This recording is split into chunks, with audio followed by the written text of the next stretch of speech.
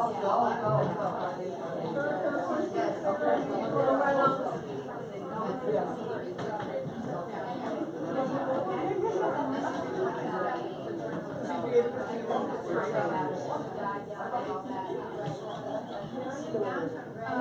evening. We can all take our seats. My name is Linda Dowling Almeida. I'm on the faculty here at Honeymooners House.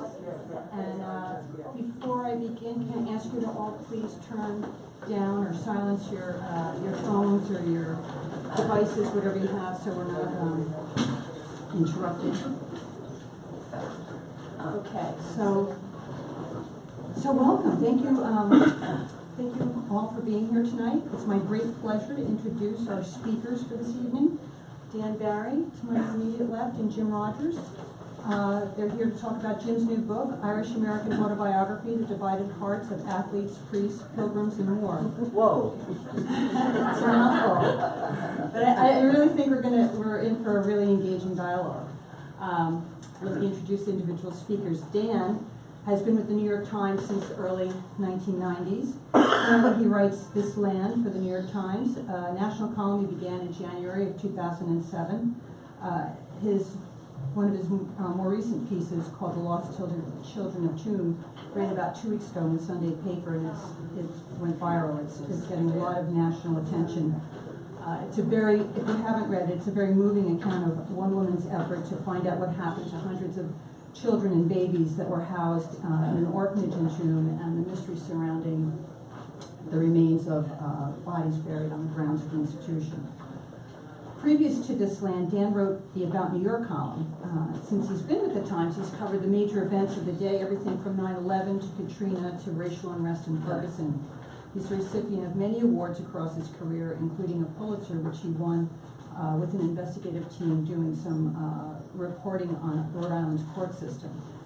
He's won the 2003 American Society of Newspaper Editors Award for deadline reporting for his coverage of the first anniversary of September 11th, and the 2015 Best American Newspaper Narrative Award. He's also been nominated as a finalist for the Pulitzer Prize twice, once in 2006 for his reports from hurricane-battered New Orleans and from New York, and again in 2010 for his coverage of the Great Recession and its effect on American life. Dan's also the author of several books: The Boys in the Bunkhouse, Servitude and Salvation in the Heartland, Bottom of the 33rd, Hope, Redemption, and Baseball's Longest Game, City Lights, which is a collection of his About New York columns, and Pull Me Up, a memoir, which no doubt will come up tonight. Jim Rogers is the director of the University of St. Thomas Center for Irish Studies and the editor of New Hibernia Review. This is the latest issue of that. He's also the past president of the American Conference for Irish Studies and the author of numerous reviews and scholarly articles. He co-edited a collection of essays on post-war Irish called After the Flood, Irish America from 1945 to 1960, and he edited Extended Family, essays on being Irish American from New Hibernia Review. He's also published a collection of his own essays called Northern Orchards, Places Near the Dead. On the University of St. Thomas's website, Jim writes that, quote, unsurprisingly, my chief teaching and research interests are in Irish and Irish American literature, memoir, and the personal essay, and indeed the whole bag of cats called creative nonfiction. And also, not surprisingly, he's teaching a course this semester called Irish Memoir and Autobiography. Both Jim and Dan are longtime friends of Gluck's and Iron House. Just a few weeks ago, Dan was here to introduce Alice McDermott as she read from her latest novel, The Ninth Hour. They also have both sat for interviews and have been added to our collection of oral histories in our Archive of Irish America. So it's wonderful to have you both here with us again. Tonight, they're here to discuss Jim's new book on Irish American autobiography and memoir, as I said. Personally, this topic is of great interest to me. I was very happy to hear that Jim was writing on the subject, because I felt it was a topic that was long overdue for some kind of deep examination. My own work in the field of Irish American literature suggests that the Irish are often reluctant to talk about themselves. And much of what we learn about the And surprise, surprise. Much of what we learn about the community is interpreted through its fiction. So this book is very important and introduces us to some very important titles, including Dan's memoir. Those of you who are born in the suburbs, like me, will welcome Jim's contention that memoirs like David Beers and Dan Barry complicate the conventional wisdom that the little boxes made of ticky-tacky are bereft of meaning. These authors are well aware of the conformity and superficiality of the suburbs, but their books demonstrate that a soulless place does not inevitably create a soulless populace. The suburbs are also, in my opinion, not a place where the Irish identity went to die, as the titles he dissects demonstrate. This book will reintroduce you to the work of some well-known Irish Americans, including Jackie Gleason's The Honeymooners, and how that classic sitcom reflects Gleason's Irish American working class background. Angela's Ashes is, of course, considered. In a lovely essay, Jim examines the multiple levels of meaning attached to the word tis, which appears repeatedly through the book and is actually the final word in Frank McCourt's memoir. Jim's book will also send you to some less well-known but equally poignant works like Chasing the Hawk by Andrew Sheehan, which captured part of the world of my childhood on the Jersey Shore. So I went right out and got the book after reading his essay. So it's a rich collection and reflection on very personal stories and what they mean to Irish American identity in late 20th and early 21st century. I'm very excited to hear what Dan and Jim have to say about all this. I think we're in for a real treat, so here we go. Thank you. Good job.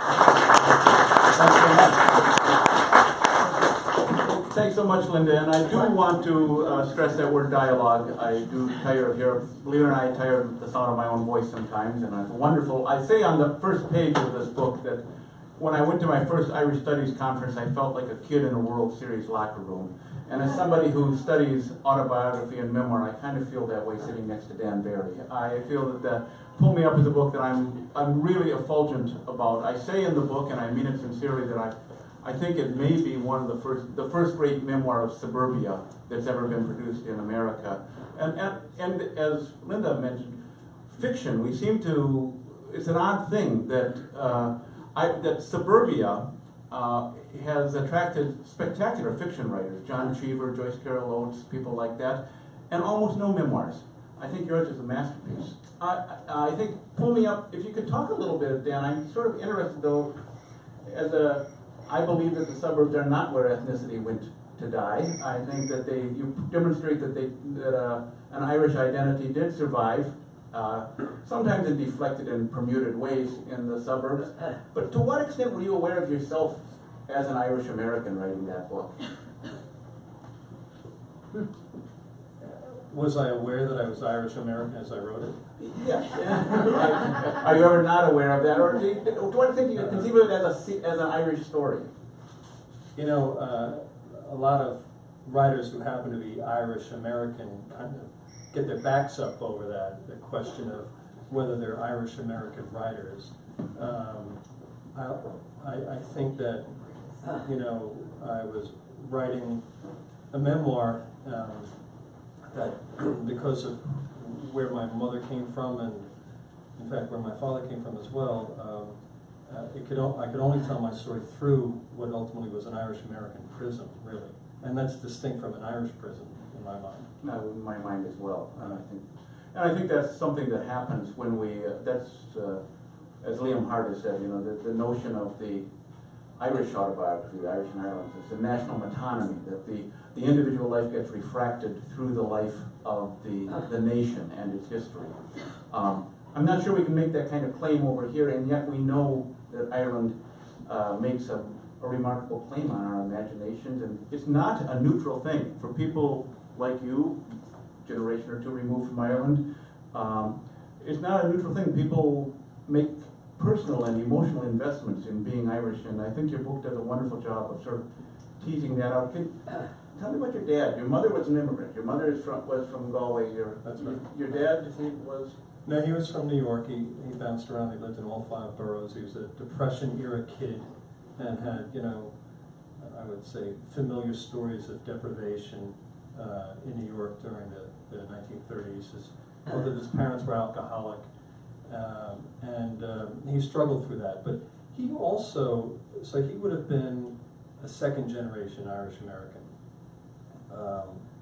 And he strongly identified with his Irish background. It was how he communicated. And as I read in the book, he would walk into bars in Brooklyn and then into Manhattan, and he had a good singing voice. And that's how he would get free drinks when he was underage. You know, they would walk into these pubs, and some sot at the end of the bar would ask them to sing a song, and invariably it would be some Irish standard. And it was a way of trafficking or communicating with those around him. I think he grew up effectively in an Irish-American bubble in some respect, which you could do in Brooklyn at that time. And he met my mother at a church dance, which was also a standard way of a courtship beginning. What year was that? That would have been about 1955. So you're right in the movie in Combe Tribaine's Brooklyn. That's right in that. I feel he ripped me off a little bit. No, but that story, the wonderful story he tells, that is my mother's story, flat out. Yeah, the story of thousands of. The Depression era is so remarkable in that Irish-American experience of your father's generation. I know I wouldn't call myself a great admirer of Andrew Greeley's fiction, but there's a wonderful line in one of them when he talks about one of his characters says, he says, I was furloughed from the army, but I will never be furloughed from the Depression. And I get the feeling that was your father's life as well. It informed him, and also, you know, talking about the difference between the Irish and Irish Americans, you know, as long as I can remember, the lousy cars that my parents drove always had a bumper sticker, you know, that say 26 plus 6 equals 1. You know? We would declare ourselves no matter what. You know? Yeah. Although I think that's one of the interesting things I found in writing this book was that, you know, one of the things I say is that the pretty much everything ever written about Irish America says that its identity hangs on 3 or 4 things, really: urban neighborhoods, Catholicism, urban politics, and especially the progressive wing, the Labour wing of the Democratic Party, and nationalism back in Ireland. But it's interesting when you read Irish American autobiography and autobiography, politics doesn't give rise to good memoirs, because reflection is the engine that drives memoirs, and politicians are, alas, not necessarily reflective people, or at least they're in their public role, they campaign. Their memoirs are so often really, they're really autobiography. They're not the interiority isn't there. Whereas in a book like yours, I think the interiority is. What about Ted Kennedy's?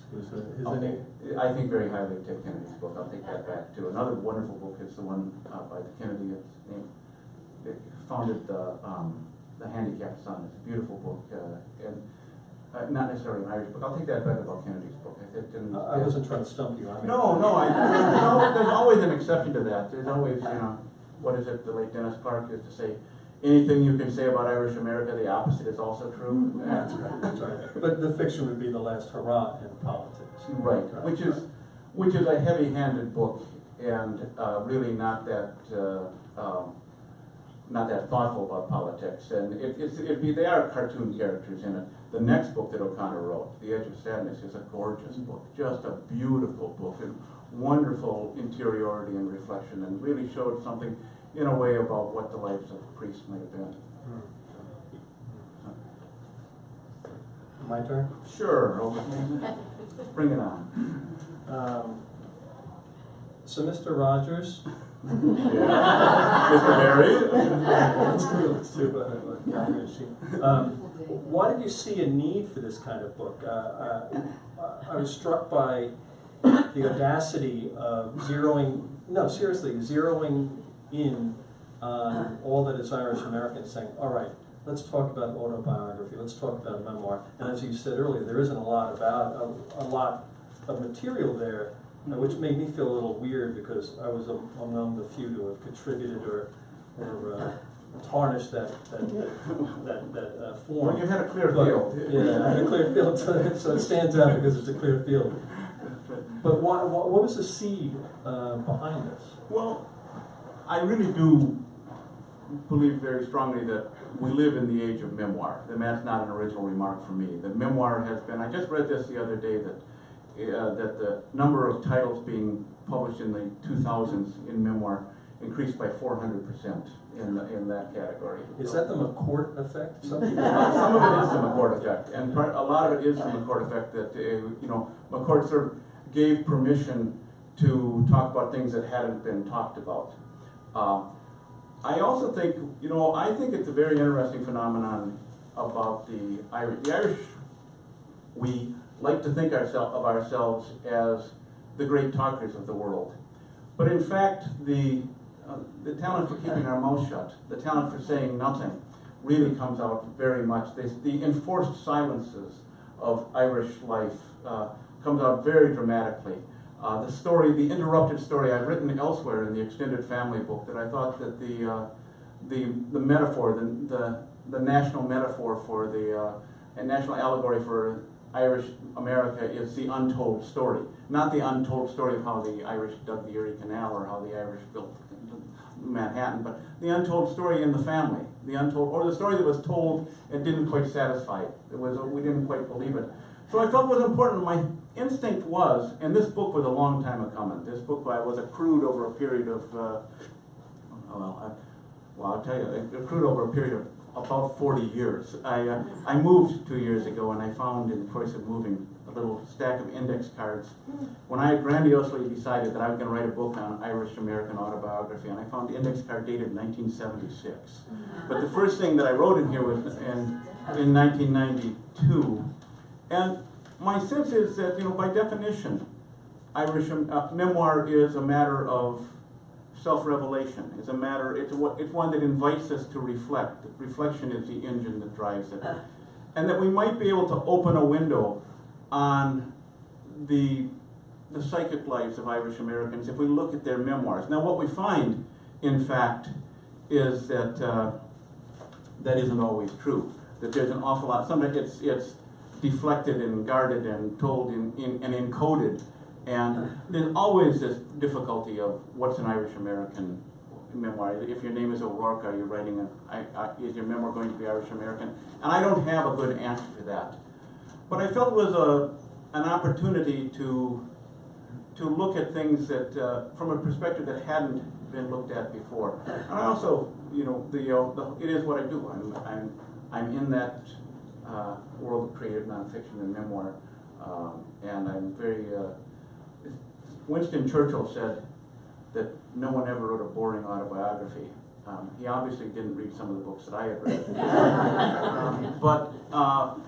But there is a genuine purchase to memoirs and autobiography. I think there's an authenticity. We certainly feel ripped off if we find out that an autobiography has been falsified in a way that we wouldn't if it were a work of fiction. Of course, that's part of the whole nest of fishhooks that Frank McCourt found himself embroiled in. It's interesting about Irish American memoir or autobiography. You make a good point, because the Irish art of deflection or redirection, if it gets too personal, and there's a potential for shame, as my mother would say, my father when he was in a rage, she'd say, "Oh, look, Gene, there's a cardinal. Look at that," to redirect. Never met a digression we didn't like. There's something that, there is that ability to avoidance. When I get really ponderous, and this isn't late night ponderous after lots to drink. This is ponderous when I'm really being reflective. I think there is something about the silence that pervades Irish life, the silences that are so common. Again, we want to think that we're the great talkers, but we have a tremendous capacity for evasion and not. I haven't thought this out fully, but I think there is something going on about a deep distrust of language. That language isn't really where it's at. That there's something else going on, though. And we read so many books from Irish Americans that tell us everything except what we want to know. Tell us everything except what's happening in the family. That's or what the inner life of these people were. So I'm not sure if I want to push that last remark about distrusting language, but I will adamantly say that silence is something we encounter, and we have to read through those lines when we read autobiography. Whether we read any text, we have to bring the latent meaning to the fore. That's what literary criticism is. I was really happy to see that you dedicated an entire chapter to the Honeymooners. And I have to say that the Honeymooners really helped me. Those episodes, the Classic 39, they educated me, truly. I mean, beyond therapy. Yeah, how sad is that? But yeah, it helped me to begin to navigate the human condition and to recognize the extraordinary and the ordinary because of the setting that Gleason had created. So, but I always knew that there was an Irish underpinning to a lot of it. But why don't you talk about the Honeymooners seen through an Irish-American culture? Sure. This is the book. This is the chapter everyone loves. They all love the Honeymooners chapter because it's part of our lingua franca. It's part. I've been told. I don't know if it's true or not, but I've been told the Honeymooners has never been out of syndication in New York City. Certainly, it was on for decades. I say in the chapter that I don't want to claim that Irishness is some kind of Rosetta Stone that would explain everything about the Honeymooners. It can be appreciated at a dozen levels, not the least of which is that it's brilliant comedy. But it also is, like all comedy, and as Dan says, it touches on something profoundly human. And there's something, Jackie Gleason's life more than displays the proverb that comedians often come from very sad families. Right. And he had his mother was from Ireland. His father abandoned the family when he was young. He grew up in Bensonhurst, and father abandoned the family. He was on his own on the streets, and as a teenager, his mother descended into a tailspin of alcoholism and depression. The apartment in the Honeymooners is almost exactly the apartment that Jackie Gleason grew up in. At one point, the set dressers wanted to put a picture on it. He said, "Take it down." We never had a picture on the wall in my apartment. The names of the people down at the Raccoon Lodge are the names of people that Gleason grew up with. The address of their apartment is 538 Chauncey Street, which is actually in Bushwick, but he thought Bensonhurst sounded more Brooklyn, so he played with that. The Irishness, what I really want to do though is, that's one thing where we can talk about being Irish because Jackie Gleason looked Irish and Art Carney looked Irish, and they had it. But I think there's other things that are going on in the book, or excuse me, in the series that are Irish. That in the Honeymooners you have things like the way they use space. That it's in this small. This is the name, crammed in. That's the crammed in apartment. That's where Jackie Gleason was very proud that he never met anybody named Ralph Cramden. And the way they use space, they do that in an Irish way. The querulousness, I won't go into the detail of it, but there's a long tradition in Irish theater, the querulous dyad, the couple, like Waiting for Godot, the two couple were continually sniping at each other. That's Ralph. Ralph and Norton, Ralph and Alice. He's always. So I wanted to look at the Honeymooners as sort of an artifact of Irish America, and to sort of look at it if there's the figure in the carpet that doesn't necessarily announce itself, but it's already there. If I may, I'll read something from the book. This is the part where, and I could talk till the cows come home about the Honeymooners and some of the other Irish things going on in it. But part of this is this, as we all know. I assume there's no extraterrestrials in this room who haven't seen the Honeymooners, right? Everybody has some familiar with it. As we all know, Ralph is powerless to resist a get-rich-quick scheme. That Ralph absolutely has. And here I'm in the part that I'm going to read, it's a little longer maybe than it should be, but talk about that notion of class and how the Irish dimensions of this.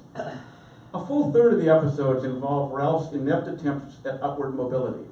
A famous episode is The Golfer, in which he erroneously believes he has been invited to a round of golf at his boss's country club as a prelude to a promotion. Ralph and Norton try to learn the sport from an instruction manual. The ludicrous juxtaposition of Ralph togged out in a tam and tweeds while standing in his shabby apartment and clueless as to how the game is played, displays his helplessness before the reality of class. Ralph, however, is convinced that class boundaries can be leapt. He unfailingly begs on the same strategy for escape. He is powerless to resist the get-rich-quick scheme. Ralph is endlessly looking for easy money, and the idea of easy money is Ralph's default strategy for advancement, but it is a strategy scarcely confined to the honeymooners. The prospect of sudden wealth deserves serious consideration as an Irish motif. For centuries, it's also been bound up with a constellation of ideas about Irishness, and especially so in America, starting with the legendary gold in the streets stories of immigration. Leprechauns and their pots of gold helped to define Irishness in American popular culture. Lucky Charms cereal has been on the shelves since 1964. Disney's Darby O'Gill and the Little People has been a St. Patrick's Day staple since 1959, and Finian's Rainbow of 1947 remains frequently revived American musical comedy. Ralph has much in common with the dreamy Irishman Finian McLonergan, hoping to plant his pot of gold near Fort Knox. The pot of gold works its way into dozens of iterations. One ready example is the sweeps. Throughout much of the 20th century, if you asked most Americans to fill in a missing word after Irish, they would also almost instantly answer sweepstakes.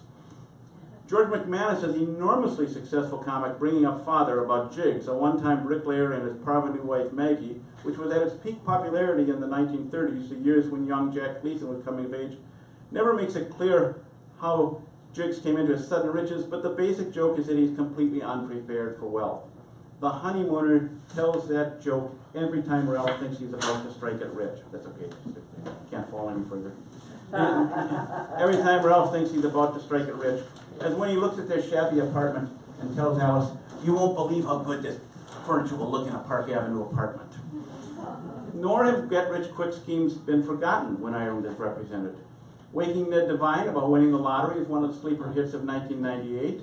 The notion finds its way into Jim Sheridan's In America of 2002, in which the African man next door who covers their hospital bill turns out to be a rich potentate in exile. And then I list a whole string of harebrained scheme get-rich movies.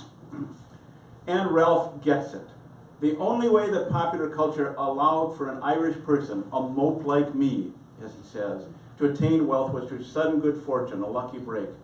And Ralph is determined not to miss that chance. He buys a stock of useless kitchen gadgets and goes on television to sell them, where he freezes in front of the camera. He invests in a locale pizza chain. He schemes to win the cash prize at a costume party. He buys raffle tickets. He enters talent contests and expects to be discovered by a Hollywood scout at the Raccoon Lodge. He finds a suitcase of money on the bus and does not return it, and of course it turns out to be counterfeit. He goes on a television show called the $99,000 question, washing out on the first question. Naturally, when selected to appear on the show, he tells Alice, "I'm finally going to get my own pot of gold." So that's the kind of Dan Tobin, who I think is one of the most thoughtful of all people about writing about Irish America, uses this term invisible Irishness. This notion that like nobody said when we watched The Honeymooners and Ralph is scheming to get rich quick, nobody said that, oh, that's very Irish, but everybody knows it. It's one of those things that runs under the surface like an underground stream, and we know it's there. And that's the kind of thing I hope to tease out in Irish American autobiography. Well, you quote Alice McDermott saying, having one of her fictional characters say, there are only 8 Irish faces, and Gleason and Carney have 2 of them. And also, I live in New Jersey now, in West Orange, New Jersey, there's a place called the Shillelagh Club.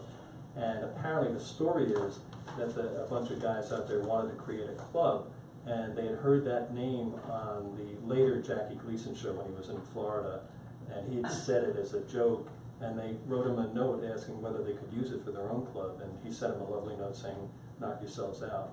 But one last question on the Honeymooners. So at that time, if you think about Father Knows Best, and you think about Leave It a Beaver and the Donna Reed show, everyone is in a state of upward mobility, or certainly solid middle class. Gleason is relying heavily on his own childhood and his own experiences, so much so that you point out that the apartment is just like his own as a child. Did his Irishness inform that decision? Like, if you think about it, it's quite revolutionary to say, okay, everyone else is going with, you know, the housewives in heels and pearls while they're working in the kitchen. And he's here in this cold water flat in Brooklyn. That's pretty radical for him to have done. Did his Irishness inform that? You know, I think it did. I don't know if I say this in the chapter, but I think it did. And the way it informed it, I think, was that there's this is how research should be done. I sat down and watched all the Honeymooners. This is really this is how academic research should be undertaken. And one of the things that, if you're attentive to these things, you realize that Ralph is very ill at ease with the. I mean, it's obviously not the 1950s. It's not Leave It to Beaverland. I mean, they don't have a telephone. And in the 1954, 94% of American households had a telephone, but the Cramdens, living in the middle of New York, in New York City, didn't. But the reason is because his friends he'd have to go see a friend to make a phone call, or a friend would have to come over to give him a message, and that's why he liked that.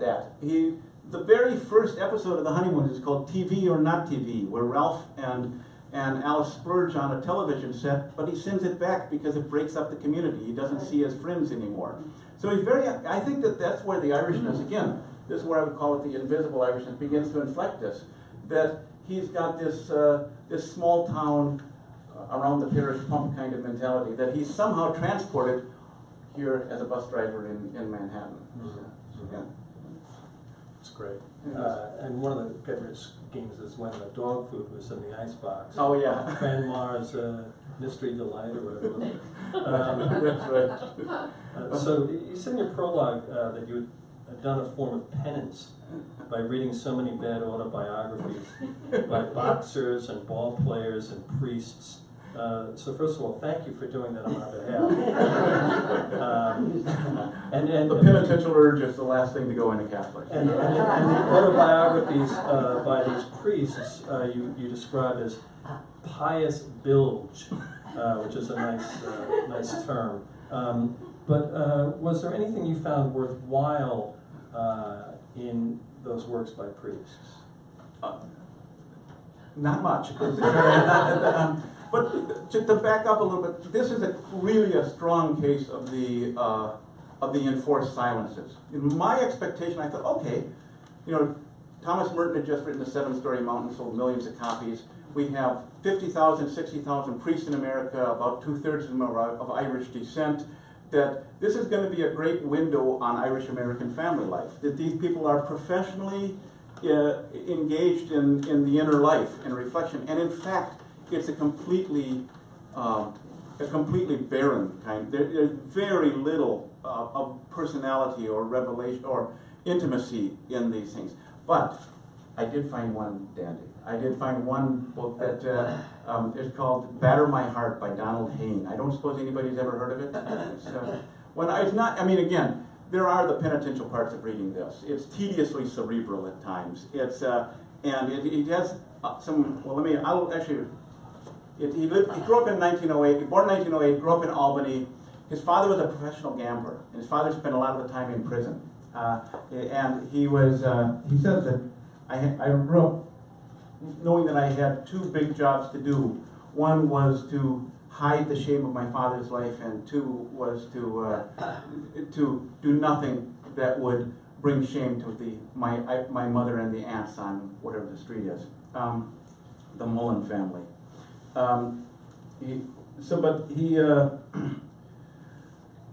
He's fascinating stuff. The guy was he was priest. When he's out of the priest, you realize after a while that he was one of these high maintenance people who just drove his bishops batty. Just that he was one of these. I mean, it says on the dust jacket. Well, here he said, "Batter My Heart" is quite an unusual book.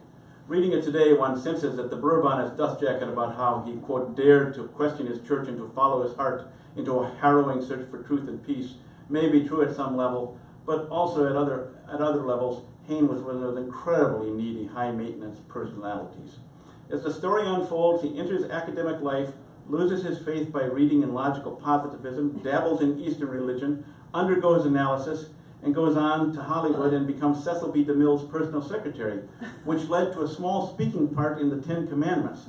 Although few Americans have heard of Hayne, millions have actually heard him because he is the voice of God in that movie. He then later flirts with Episcopalianism, and he subsequently becomes a Catholic. It's not all confession. He also he gets kissed for the first time when he's 32, and he mentions in one paragraph that he married and fathered 2 children. And that's all he talks about. And yet for all of that sheltering and silencing and shame that clearly is running through that story, there is a kind of a personal story. Oh, did I also mention he was gay? Did I also, at age 15 he announced that he was gay. And he told his confessor that, and the confessor laughed at him and said, and he just resolved to live a life of resolute celibacy from then on. So this man is a nest of pathologies of his time anyway. He was just again, he was an impossible person, but the book does have its moments, especially that window on the starchiness and the respectability, the obsession with respectability that ran through the whole family. And that's something I found reading the book, reading these books and working on the book, is that respectability is something that didn't evaporate in Irish American life. I mean, I think in a way, your family out there in Deer Park they were very conscious of respectability. I think the suburbs were very much conscious of that.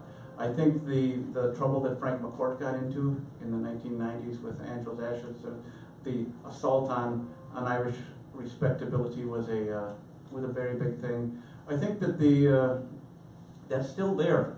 Certainly, Michael Patrick McDonald's Southie, All Souls, a family story from Southie. This is still playing out the outsider and insider dynamic.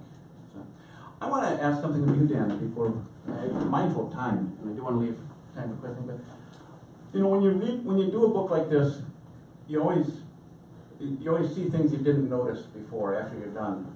And one of the things I didn't notice, and I hadn't noticed, is that the sort of the general trajectory of the book of Irish American autobiography. The first chapter is about is about boxers and ball players, sports autobiographies. And they're really written to an audience. They're no more reflective than a ball player's memoir is likely to be today. As you go, I talked about the priest memoirs that seem to have so little of the inner life in them. As the general pattern seems to be that in the autobiographical record, as the further you get from the immigrant generation, the more reflective, the more interior it becomes. The more Ireland becomes a matter of what's going on in the heart. And something I hadn't noticed at all was the last 3 chapters in the book about Michael Patrick McDonald, about your book, and the last chapter is called Secular Pilgrimages, and now this sounds like I'm slicing it really thin.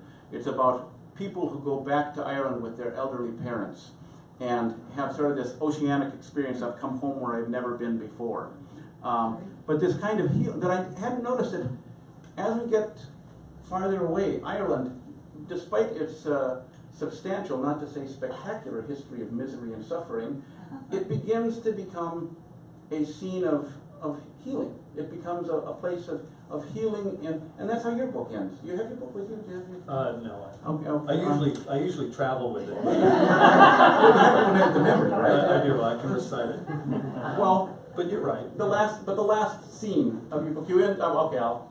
You go after your recovery from tracheal cancer. You go, and it just seemed organic that you would go to Ireland. Can you talk about that? How that whole business of the buried pain, and yet Ireland somehow becomes a place of healing. Sure. I should say that when the book was published, and it was it touches on cancer, a month after it was published, I got cancer again. So that was, to me, that was very Irish. Like, I didn't get, waiting for the other shoe. I didn't get the hint. I tempted the fates. You shouldn't even talk about it. That's right. So I got cancer. And I don't think I thought about it. I'm not being flip here, as a literary device or anything, but after I got through the cancer the first time, it was a very dire situation, where the doctors are averting their eyes, they don't look at you straight in Sloan Kettering. So when we got through that, we, you know, I really felt a need to pause, to do something, to change the scenery, and as I say in the book, to breathe a different air. And my mother had died about 1.5 years earlier. I hadn't been to Ireland in more than a decade, and we had a 2-year-old daughter, and it was like, let's get out of here, let's breathe a new air, different air, a reviving air. I mean, I really thought this way at the time. I didn't expect to write a book about it sometime, but I thought, I need to go there. I feel comfortable there. You're right, it's fraught with misery and tragedy, and my mother would be personification of that. But, you know, we went to Kinvara, and it was a rainy, lousy April day, and we loved it, just seeing the water. There was something healing about the water, there was something healing about the air. I think that runs very much to recent accounts, that somehow we invest in the American imaginary, we invest Ireland with this capacity to be somehow transformative, a spiritual environment, and in fact I believe it. I'm not a cynic about this at all. I'm not a skeptic. I think there is something there. I mean, you can be real jaded about the tourist board, and you know, there's that something in the air. But in fact, I think, and I've sort of seen it witnessed in hundreds of accounts. You already know that. Sure, and also the reconnection with my mother in some way. I mean, she was very much fresh in my mind, and so there was a circular aspect to it as well. So we have a little time. Why don't you, is there something you'd like to read in closing before we answer a couple of questions? Sure. And I should, we are both of our books are here, in case anyone, for purchase and signing. It's, I didn't know that. I hope you brought a pen to sign your book with. Yeah, I think I'd like to, you know, you began by asking me what I had in mind when I wrote this book. And so maybe like Finnegan's Wake, we'll return to the beginning. And so we'll finish at the beginning here. A large part, what I wanted to do was to really tease out what survives of Ireland. I don't for a second think that the accented note is always, in Irish American, is always the American.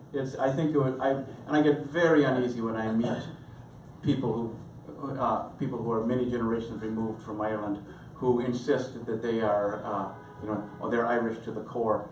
No, we have to honor who we are. We have to honor the American note of that, and Irish Americanness is a unique experience. It's not something that is an appendage or a pale carbon copy of the real thing back in Ireland. It's a definite history and that has its own literature and its own expectations. And so what I was really trying to do was tease out what survives of Irish America.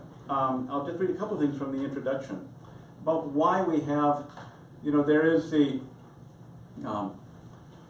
notion of symbolic ethnicity, and I guess part of what I would like to ask is what's wrong with symbolic ethnicity. I mean, symbols are part of what make us human, our ability to attach ourselves to symbols, and I think we have to be a little more respectful of some of those, which we can be very arch and superior about, the bogus music hall songs, which you sang as a boy, and and those things kept Irish identity alive. For better or worse, those things kept Irish identity alive.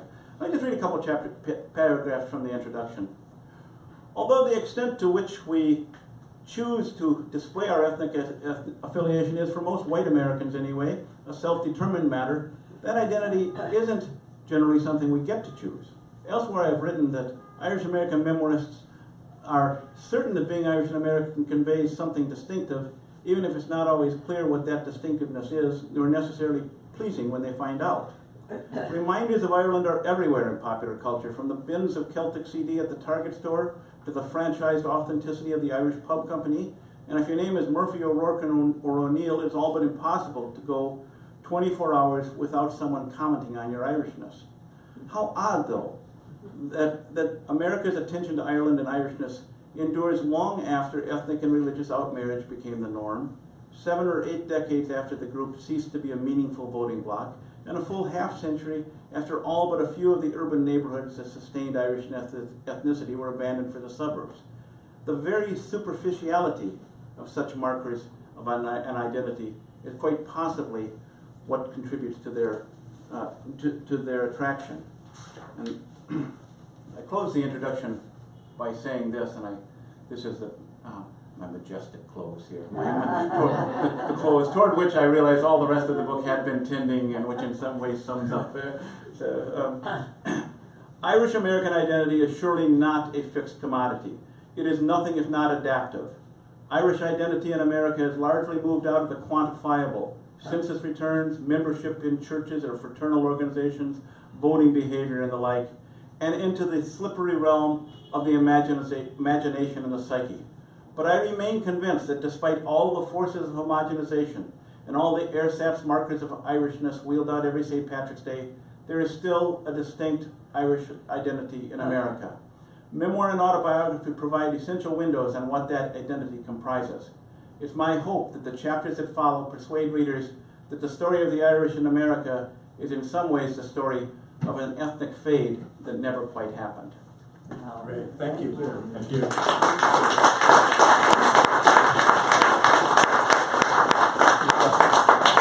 you want to do some questions? Sure, for questions. Absolutely.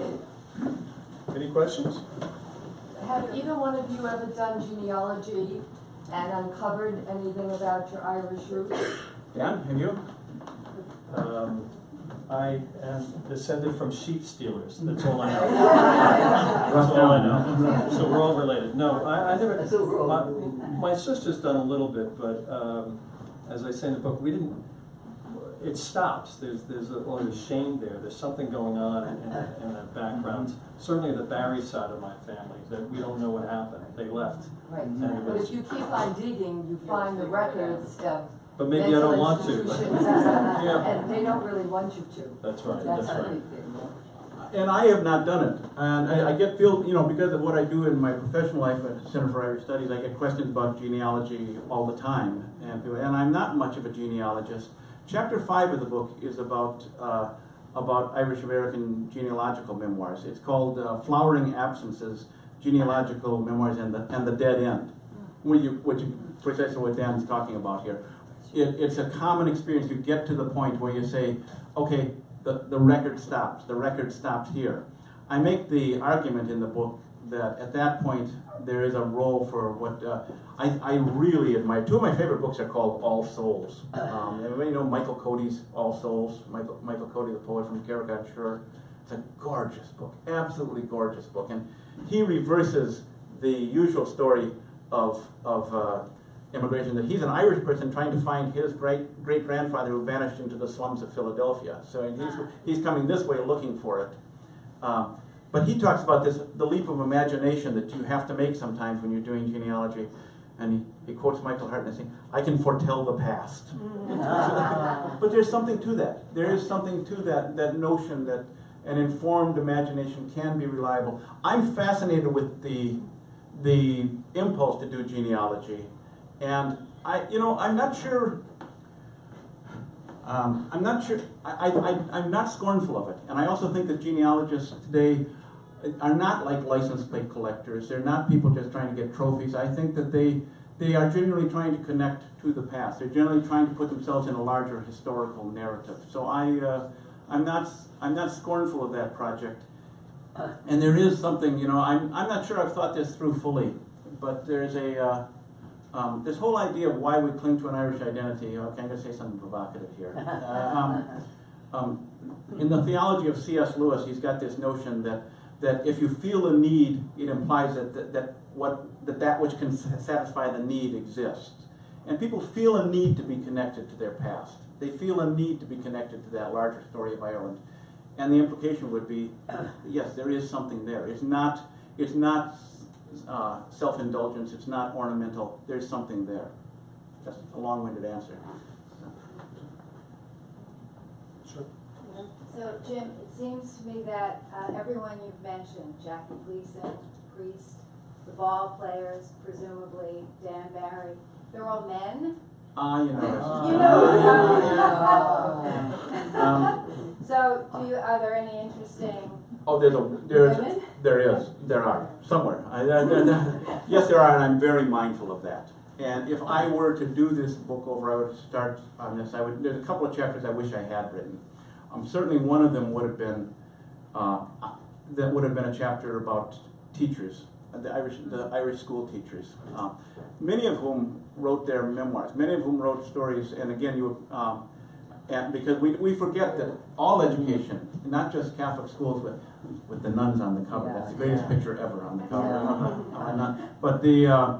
but public school education in America was top to bottom, and Irish American especially.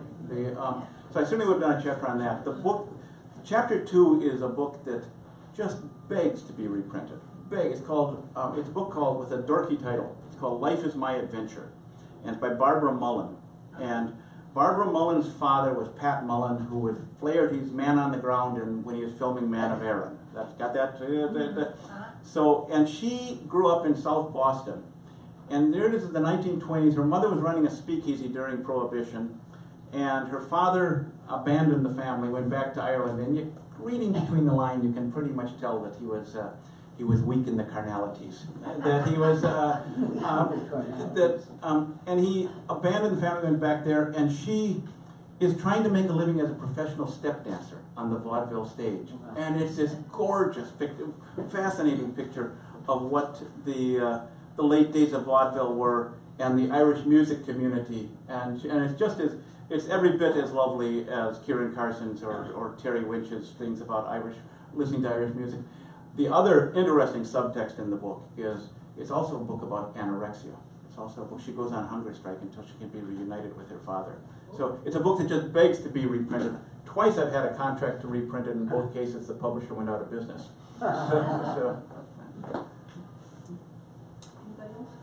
I'm very interested in the fact that not that many memoirs have actually been written until recently. Is that what you're saying? That there's an uptick? Absolutely. Okay. Not an uptick. A floodgate was released. But the people that are writing now would be farther away from the immigrant experience. Yes. So it's really more about their Irish American. And that's an uptick of memoir all across the board. Right, in I every know category, that. yeah. Right. Let's ask someone who wrote a memoir about that. The reasons why you believe there's an uptick. I have a theory on it. I have a theory on everything, but wait. There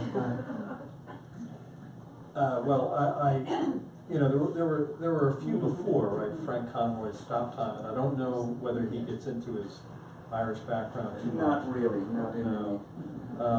But I think that I do see McCord. I think there's a before and after in terms of McCord giving license to talking about things that beforehand had stayed in the closet, and so that unleashed this torrent, of which I suppose I'm a part of, and there were, I don't know to tell you, there are many memoirs that should not have been written. Yeah, there are, and it became farcical, the miserable Irish childhood. The Irish American Post out of Milwaukee, which is a very good newspaper, they actually had a contest with no irony. They had a the miserable Irish childhood essay contest. And then tell about it. There's actually one of these like choose your own adventure thing where you fill in the blank for about how to write my miserable childhood. But I think it's an honorable and a noble impulse for people to want to write memoirs of all kinds. I talked about this with Trish Hampel, who is a memoirist, lives in St. Paul, about 4 blocks from me, and I know Trish. I was just talking about, I think one reason why we have so many memoirs today is a fundamentally religious impulse. That I think it's sort of a response to the postmodern notion that everything is constructed and arbitrary and random. And I think what a memoirist is trying to do is to make sense out of the jumble of experience and trying to find patterns in his or her life. And I think that has something to do with why we have in our time seen this extraordinary surge in memoir. This idea that and also we're a very we're a very eye-centered society. We, you know, it's not an accident we call it the iPad. It's not. But you know, the best memoirs, I think, are ones in which the writer is seeing the universal.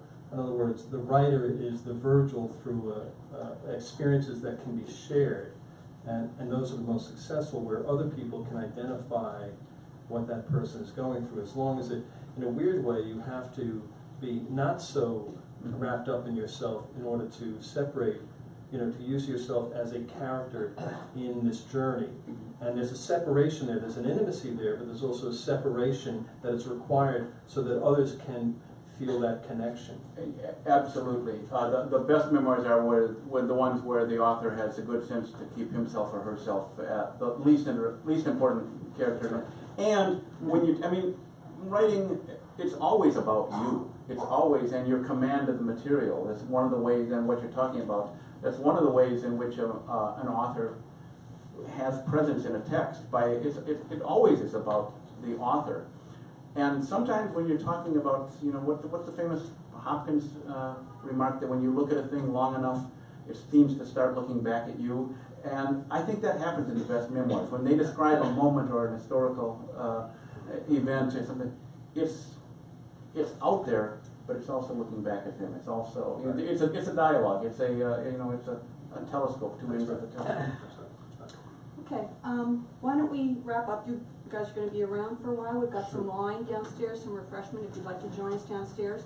Thank you very much. Thank you. Thank you. And thank you.